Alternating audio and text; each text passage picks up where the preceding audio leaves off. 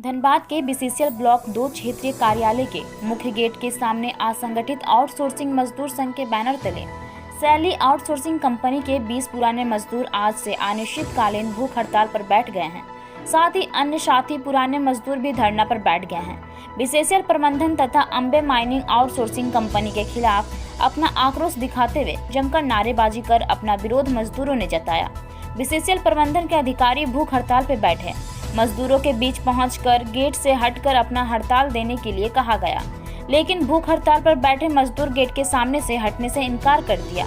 वहीं भूख हड़ताल पर बैठे हुसैन अंसारी ने कहा कि नियोजन की मांग को लेकर 20 मजदूर आज से अनिश्चितकालीन भूख हड़ताल पर बैठे हैं। नियोजन को लेकर बीसीसीएल कंपनी प्रबंधन से अम्बे माइनिंग प्रबंधन से 3 बार वार्ता किया गया है। वार्ता में प्रशासन के लोग भी उपस्थित रहे। वार्ता में नियोजन देने की बात की गई है, लेकिन कंपनी अपने वादे से मुकर गई। बेबस होकर आज से भूख हड़ताल पर बैठना पड़ रहा है। सैली आउटसोर्सिंग कंपनी के हम सब पुराने मजदूर हैं। नई कंपनी ब्लॉक 2 में अम्बे माइनिंग आई है।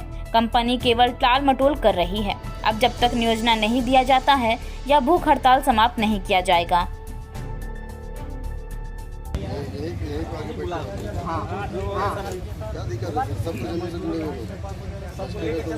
कंपनी ने एक माह से पहले 1.5 माह पहले 7 तारीख को कंपनी ने वार्ता किया था, जिसमें उसके बाद भी 1 माह बीतने के बाद भी कंपनी का वादा खिलाफी जब टूटा तो हमने एक आवेदन और दिया स्पष्टीकरण का।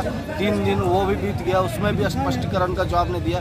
कंपनी हमेशा टाल मटोल कर रही है, जिसमें उस वार्ता के बीच में कंपनी प्रबंधक के जीएम साहब और अम्बे माइनिंग कंपनी के राणा चौधरी और आपके जाके प्रशासन अधिकारी डीएसपी मैम और इंस्पेक्टर और थाना प्रभारी भी मौजूद थे।